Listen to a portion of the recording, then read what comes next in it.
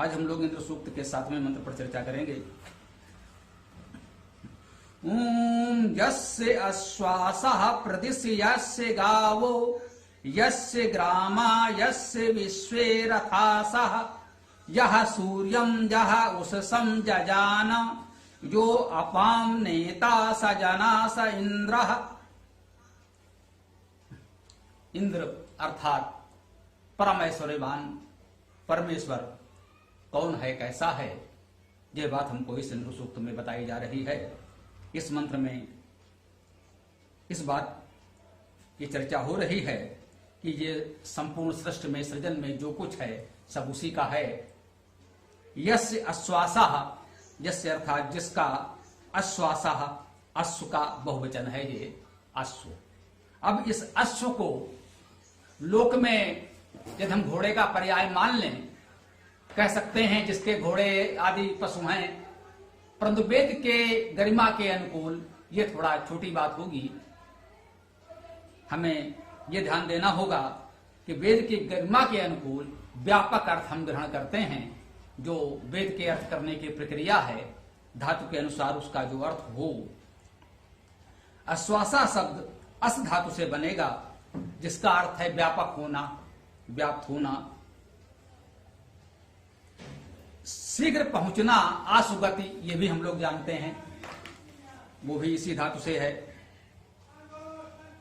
अस अदने भोजन करने के अर्थ में भी आता है। अस धातु को इस 3 प्रकार से हम ले सकते हैं: व्याप्त होना, व्यापक होना, शीघ्र गति करना, शीघ्र पहुंचना, आशुगामी होना और भोजन करना। वेदार्थ की प्रक्रिया यह है कि सभी अर्थों को हम ध्यान में रखते हुए ये देखें कि जो उस मंत्र का मूल विषय है, पूरा मंत्र जिस बात को कहना चाहता है, उसके अनुकूल जो अर्थ हो वो ग्रहण कर लें। कई बार अनेक अर्थ या सभी अर्थ उसमें स्वीकार्य हो जाते हैं, वे सभी ग्रहण किए जाते हैं।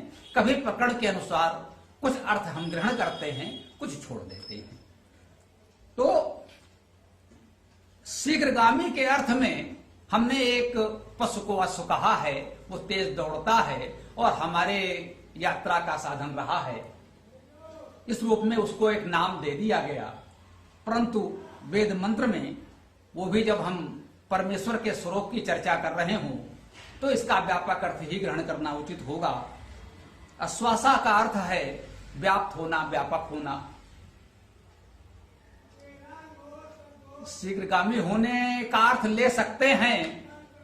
वास्तव में उसे कहीं आना जाना नहीं है, जब वो सर्वव्यापी है तो शीघ्रगामी होने का भाव यही कह सकते हैं कि जहां हम चाहें, जहां हम सोचें, कल्पना करें, वो तत्काल वहां पहुंच जाता है, क्योंकि वो पहले से ही उपस्थित है, सर्वव्यापी है।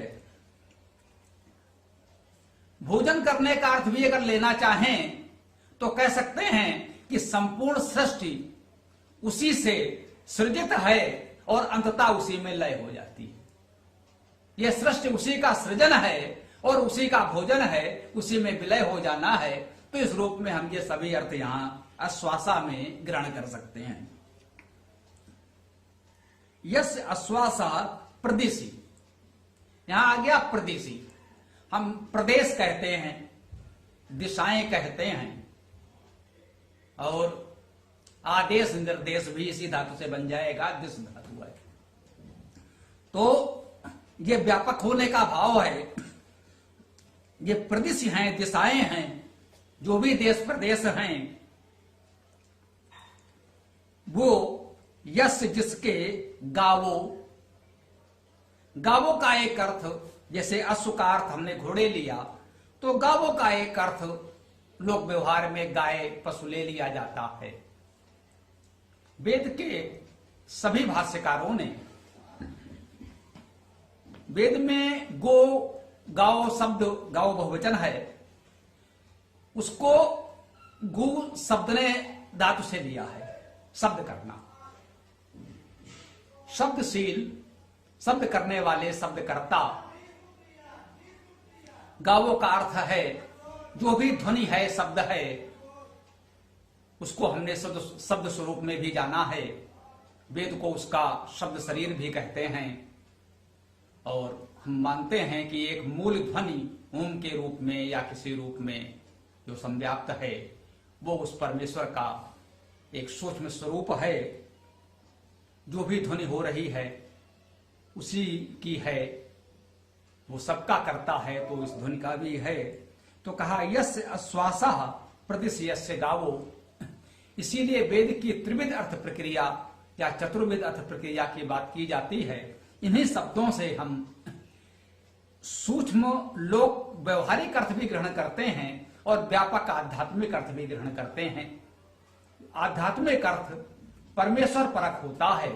जब हम बहुत व्यापक रूप में उस परमेश्वर को समझना चाहते हैं तब उस रूप में इसके बिल्कुल धातु शाब्दिक अर्थ लिए जाते हैं, तो वो उस व्यापक परमेश्वर का वर्णन करता है, उसे आध्यात्मिक अर्थ कहते हैं।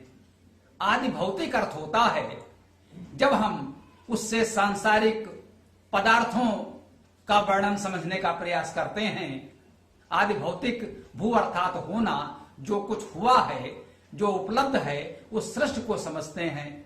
आदि भौतिक अर्थ होता है। आदि दैविक अर्थ होता है जो दिव्यताएं हैं, जो दिव्य गुण हैं, जो प्रकृति है, जिनके दिव्य गुणों से जीवन संचालित होता है, उनका संकेत भी हम इन्हीं शब्दों से खोजते हैं। वो आदि दैविक अर्थ होता है। एक आदि लौकिक अर्थ होता है जो हम सांसारिक चीजों को भी, संसार की व्यवस्था को उससे समझने का प्रयास करते हैं। अभी परसों हम लोगों ने महर्षि दयानंद सरस्वती की जयंती मनाई, उनका जन्मदिन मनाया। हम वेद के लोगों के लिए निश्चित रूप से महर्षि का जीवन बहुत अधिक प्रेरणादायी है। आज हम वेद के लिए जो कुछ कर पा रहे हैं उसका श्रेय निश्चित रूप से महर्षि दयानंद को दिया जाना चाहिए। नव भारत के नवजागरण में, वैदिक पुनर्जागरण में वेदों की ओर लौटो का संदेश महर्षि ने दिया। तो आज इस अवसर पर उन्हें भी हम स्मरण करें, अपनी श्रद्धा अर्पित करें, यह भी आवश्यक है। तो उन्होंने जो वेद भाष्य किया, अपने समय की आवश्यकता के अनुसार उन्होंने बहुत कुछ आदि लौकिक अर्थ किया। उन्होंने इंद्र शब्द को परम ऐश्वर्यवान परमेश्वर तो है ही, वो तो उन्होंने माना ही, परंतु उन्होंने इस पर भी बल दिया कि हम इससे जो हमारे राजा महाराजा हैं, सेनापति हैं, उनके मंत्री हैं, इंद्र शब्द से उनका भी ग्रहण होता है। अवसर के अनुकूल उन्होंने उसका ग्रहण किया। कुछ लोग भ्रमित भी हुए, उनके अनुयायी शिष्य भी, कि भाई इंद्र शब्द का अर्थ क्या है, कहीं राजा, कहीं मंत्री, कहीं सेनापति, कैसे समझ में आएगा। तो हमने बताया कि भाई इंद्र शब्द का वास्तविक अर्थ तो महर्षि के अनुसार जो धातुज अर्थ होगा वो परम ऐश्वर्यवान परमेश्वर ही होगा। परंतु आधिलौकिक अर्थ में जब हम मानते हैं कि वेद से हमें सारी व्यवस्था चलानी है, तो उन्होंने माना कि इंद्र शब्द से इंद्र के गुणों में जो बातें बताई जाती हैं वो अपेक्षित है। यदि हमारे राजा, हमारे शासक, मंत्री, सेनापति उन गुणों को धारण करें तो समाज की व्यवस्था अच्छी चलेगी। इस रूप में उन्होंने इंद्र शब्द से या अन्य ऐसे शब्दों से जो मूलतः तो आध्यात्मिक अर्थ में उस परमेश्वर का ही संकेत करते हैं, परंतु लोक में उन्होंने राजा आदि के संकेत के रूप में उसे ग्रहण किया, जिससे समाज की व्यवस्था कैसे चले वो हम वेद से सीख सकें। तो वो उसका आधिलौकिक अर्थ हो गया। मूल अर्थ नहीं बदलेगा, उसका भावार्थ हम इन रूपों में ले सकते हैं। सभी विद्वान मानते आए हैं कि एक एक वेद मंत्र के ये सभी अर्थ होते हैं, ये भावार्थ हैं, ग्रहण करने चाहिए। यही वेद की व्यापकता है। कहते हैं यम वेदस्य वेदता, यही तो वेद का वेदत्व है। तो आइए हमने देखा यस्य आश्वासा प्रतिश यस्य गाओ, इसको हमने कहा जिसके सुशासन रहे अश्व गाएं, सभी रथ तथा ग्राम जिसके सुशासन, जिसने बनाए उषा सूर्य, जिसने रक्षण प्रदाता वही इंद्र लोगों। तो उसके प्रदेश हैं, अश्व हैं, व्यापकता है, गाय हैं, शब्द है, अथवा हम घोड़े और गाय भी ले लें, कोई बात नहीं, लोग व्यवहार में ग्रहण कर सकते हैं। आगे कह रहे हैं यस्य ग्रामा, जिसके ग्राम हैं, यस्य विश्वे रथासा, जिसके विश्वे अर्थात सभी विश्व, रथासा रथ और रथी। लौकिक अर्थ का स्पष्ट संकेत है, ग्रहण कर सकते हैं। वो इंद्र परमेश्वर है, सर्वव्यापी है, इन सब में व्याप्त है, उन सबको भी व्यक्त कर रहा है। और उस रूप में कह सकते हैं सब सृजन उसी का है। ग्राम शब्द का अर्थ होता है बुलाना, बुद्ध पूर्वक कहना, एकत्र होना। देखिए ग्राम और है क्या, यही तो ग्राम है। हम लोगों को बुलाकर एक स्थान पर बसते हैं, एकत्र होते हैं, बुद्ध पूर्वक संवाद करते हैं, चर्चा करते हैं, यही तो ग्राम पंचायत की व्यवस्था है।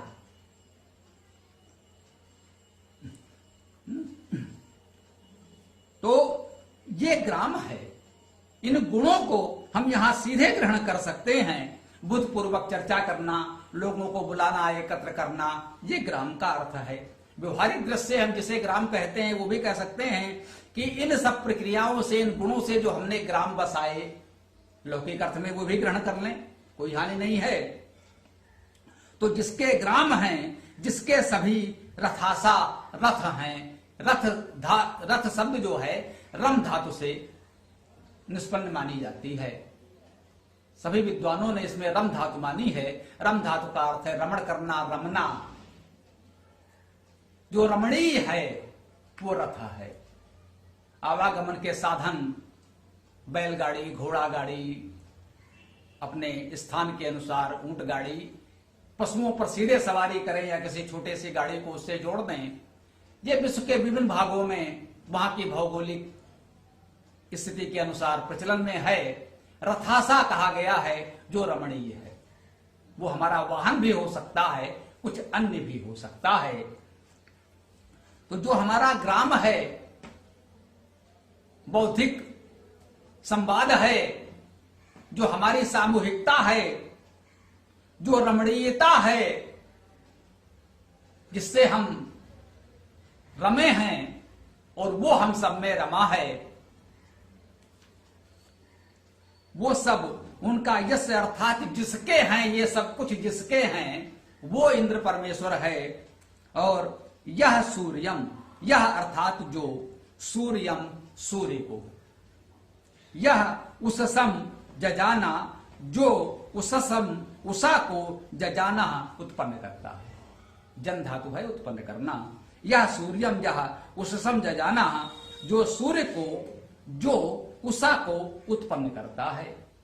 सामान्य अर्थ में भी ग्रहण कर सकते हैं, जो इस सूर्य को उत्पन्न करता है। सूर्य को उत्पन्न करता है, सूर्य भी एक दिन मरता है, पुनः सूर्य का सृजन होता है, वो सूर्य को उत्पन्न करने वाला है। और सूर्य को उत्पन्न करता है तो सूर्य के प्रकाश से उषा प्रभात का भी सृजन हो जाता है, वो भी उसी की व्यवस्था के अनुसार होता है। तो जो सूर्य और उषा को उत्पन्न करने वाला है, सूर्य शब्द को सु और सु धातुओं से निष्पन्न माना जाता है। लोगों को वेद का अर्थ करते समय, वेद भाषा पढ़ते समय यही भ्रम हो जाता है। अक्सर शब्दों के अर्थ इतने बदल जाते हैं कि लोग भ्रमित हो जाते हैं। इस भ्रम का निराकरण ऐसे ही हो सकता है। इसीलिए हमने ये प्रयास किया कि सभी मंत्रों में सभी शब्दों की धातु स्पष्ट कर दी। तो ये जो अर्थों में परिवर्तन का भ्रम होता है वो नहीं होगा। सुप्रसुवे, सु ऐश्वर्य धातु से सूर्य शब्द की निष्पत्ति होगी। तो हम कहेंगे सूर्य क्या है? सृजन करता है, सृजनशील है, ऐश्वर्यवान है। सूर्य सृजन करता है, ऐश्वर्यवान है। इस पृथ्वी पर जीवन सूर्य से ही चलता है, सूर्य से उत्पन्न होता है। ये पृथ्वी भी सूर्य से उत्पन्न है, ऐसा माना जाता है। तो सूर्य तो उत्पन्न करता है, सृजन करता है, वो ऐश्वर्यवान है, उसका ऐश्वर्य स्पष्ट प्रकट है, उसको किसी प्रमाण की आवश्यकता नहीं है। और सु प्रेरणा धातु है। सु में जब दीर्घ ऊ होगा तो उसका अर्थ होता है प्रेरणा करना। तो सूर्य का अर्थ प्रेरणा करने वाला, प्रेरणा देने वाला, प्रेरक भी होता है।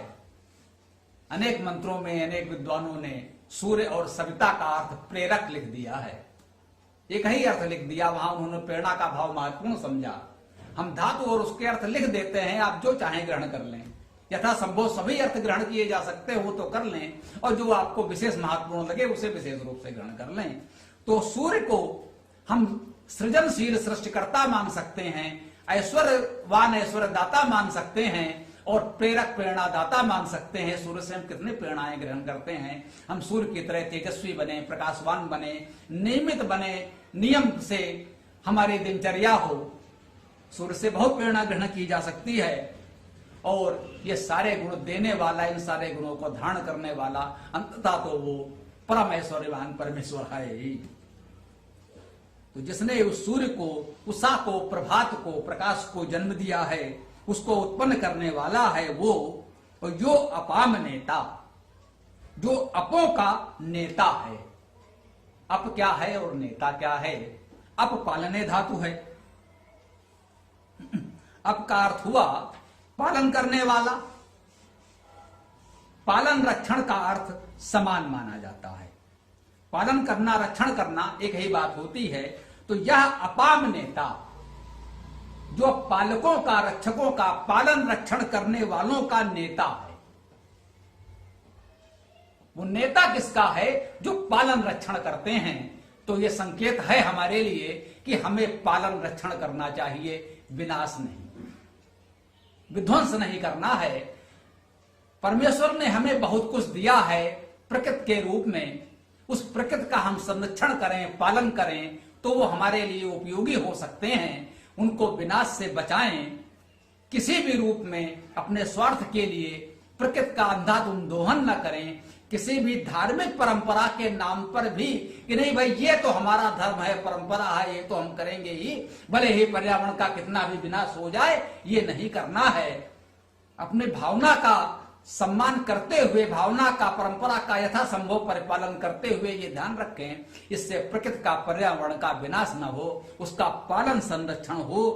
तो जो अपाम नेता वह पालकों, रक्षकों का नेता है। नेता का अर्थ क्या होता है? नी धातु है, ले जाना। नेता का अर्थ क्या होता है? जो ले जाने वाला है, जो अपने साथ लोगों को ले जाता है, वो नेता है। नेताजी सुभाष चंद्र बोस हम कहते हैं, वो चले तो देश उनके साथ चल पड़ा। हम महात्मा गांधी को नेता कहते हैं, वे चले तो देश उनके साथ चल पड़ा। नेता वो है जो लोगों को अपने साथ ले जा सके, सही दिशा में ले जा सके, सही उद्देश्य के लिए ले जा सके। यह तो आवश्यक है ही। ऐसा न हो कि वो लोगों को दिग्भ्रमित करके कहीं खाई में गिरा दे। तो नेता जो लोगों को सन्मार्ग पर ले जाए। जो कहा है नेता के लिए, चल पड़े जिधर दो डगमग में, चल पड़े कोटि पग उसी ओर। जिधर उसके दो पैर चलते हैं, करोड़ों पैर उस दिशा में चलने लगते हैं, वो नेता होता है। तो वो नेता, ईश्वर के साथ हमें चलना चाहिए, उसके पीछे चलना चाहिए। वो तो नेता है, सबका नेता है। विशेष रूप से कहा गया पालन रक्षण करने वालों का नेता है, ले जाने वाला है। गत्यर्थक धातुओं में प्रेरणा का अर्थ होता है। जो प्रेरणा शब्द है, प्रेरक शब्द है, प्रा उपसर्ग है और ईर गत्यर्थक धातु ही है। इसलिए जितनी गत्यर्थक धातुएं हैं उनमें प्रेरणा का भाव निहित होता है। तो जो अपाम नेता, जो पालन रक्षण करने वालों को ले जाने वाला है, उनका मार्गदर्शन करने वाला है, उनको प्रेरणा देने वाला है। सा जनास इंद्रा, सा वह जनास, हे लोगो, इंद्रा, वह इंद्र है, वह परम ऐश्वर्यवान है, वह परमेश्वर है। इंद्र परमेश्वर धातु से इंद्र शब्द की निष्पत्ति है, हम लोग चर्चा करते आए हैं। इंद्र धातु है जिसका अर्थ है परम ऐश्वर्यवान होना। तो ये हम लोगों ने आज इस मंत्र की चर्चा की, ईश्वर के विषय में, उसके कुछ कार्यों, कुछ महिमाओं के बारे में जाना। जैसा कि हमने कहा, अभी परसों हम लोगों ने अपने प्रेरणा स्रोत नव युग के, नव भारत के पितामह महर्षि दयानंद सरस्वती का जन्मदिन मनाया। हम उन्हें श्रद्धा सुमन अर्पित करें, हम उनका स्मरण करें, उनसे प्रेरणा ग्रहण करें कि हमें उनके कार्य को आगे बढ़ाना है। उस अंधकार के युग में जब सभी ओर अंधकार और निराशा का भाव था, पूरे देश पर ब्रिटिश साम्राज्य आ चुका था, उस शिकंजे में पूरा देश फंस चुका था, तब उन्होंने वो ज्योति जलाई। उन्होंने कहा कि स्वदेशी राज्य जैसा भी हो विदेशी राज्य से अच्छा होता है। इस पर बहस मत करो कि स्वदेशी राज्य में कौन राजा कैसा होगा, अच्छा होगा, बुरा होगा। विदेशी शासन से स्वदेशी शासन सदैव अच्छा होगा। वो स्वदेशी शासन होगा, उसे हम आप मिल बैठकर सुधार तो सकते हैं। यदि कोई शासक बुरा है तो हम उसे सुधार सकते हैं, नहीं सुधरेगा तो बदल सकते हैं। लेकिन स्वदेशी है तो हमारे अधिकार में है, विदेशी है हो सकता है वो बहुत अच्छा भी कुछ कर जाए, लेकिन अंततः वो हमारे हित में नहीं होगा। उनकी बात सत्य सिद्ध हुई। ब्रिटिश शासन में भारत की अर्थव्यवस्था कितने बदहाल हो गई। जब अंग्रेज जिस देश में आए थे, सम्राट अकबर का शासनकाल था, उन्होंने सुना था भारत को सोने की चिड़िया कहते थे। हमारी अर्थव्यवस्था विश्व में सर्वोच्च थी। विश्व की 24-25% तक जीडीपी जिसे आज कहते हैं वो हमारे पास थी। विश्व में भारत सर्वोच्च आर्थिक व्यवस्था में था। जब अंग्रेज भारत की ओर आए इस सोने की चिड़िया के कुछ पंख नोचने के लिए, और जब उनकी सत्ता हो गई, जब वो गए, तो भारत की अर्थव्यवस्था विश्व में सबसे निचले स्तर पर आ चुकी थी। हम बिल्कुल निर्धन की स्थिति में आ चुके थे। दयानंद के समय में उन्होंने इस पर अधिकार किया था, शोषण प्रारंभ किया था। तब उन्होंने कह दिया कि ये विदेशी राज्य हमारे लिए कितना हानिकारक है, हमें कितना हानि पहुंचाएगा। दयानंद के शिष्यों ने, उनके अनुयायियों ने देश की स्वतंत्रता के लिए बहुत संघर्ष किया। कांग्रेस के साथ मिलकर संघर्ष किया, महात्मा गांधी के नेतृत्व में संघर्ष किया। लोग जेल गए, लाठियां खाई, बलिदान दिया।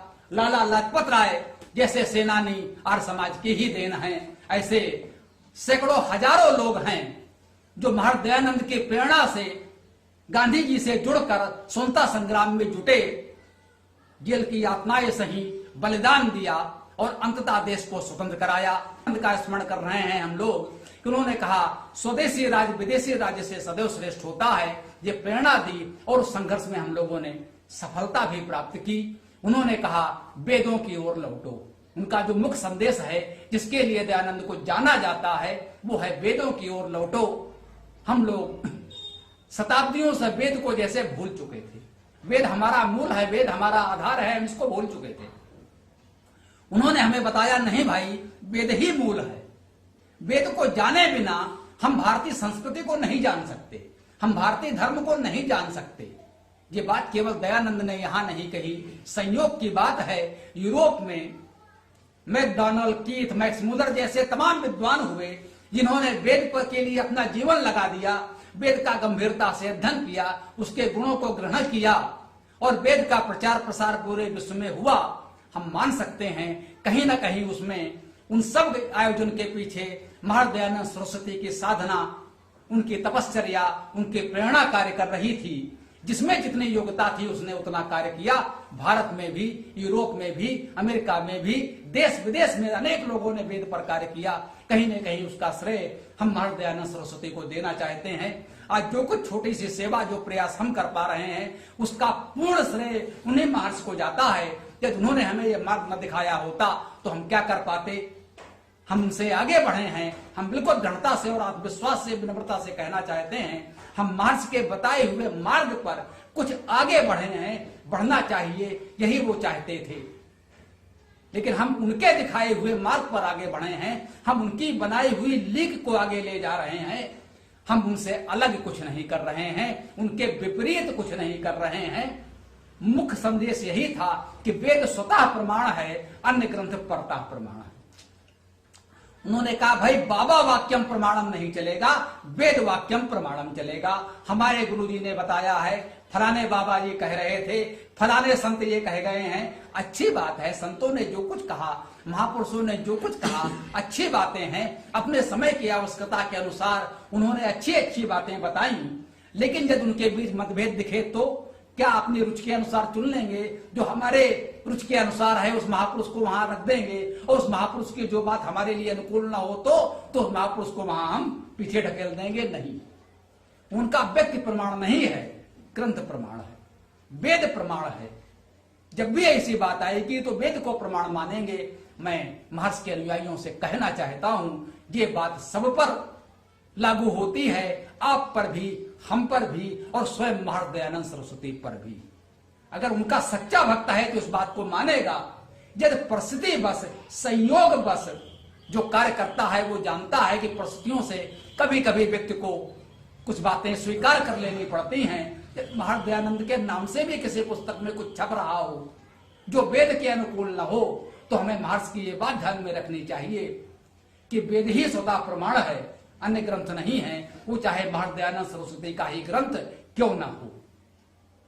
वैसे तो उनकी बातें वेद के अनुकूल ही हैं, मेरे ये कहने का आशय बिल्कुल नहीं है कि वो वेद के विपरीत बात कर रहे थे, परंतु फिर भी यदि किसी को कुछ ऐसा दिखता है तो हम दृढ़ता से कहना चाहते हैं महर्षि के प्रति सच्ची श्रद्धांजलि यही है, महर्षि के प्रति सच्ची भक्ति यही है। यदि कहीं उनकी बात से भी मतभेद दिखे तो हम दृढ़ता से कह दे नहीं भाई, यदि वेद से मतभेद है तो हम वेद को मानेंगे, व्यक्ति को नहीं मानेंगे।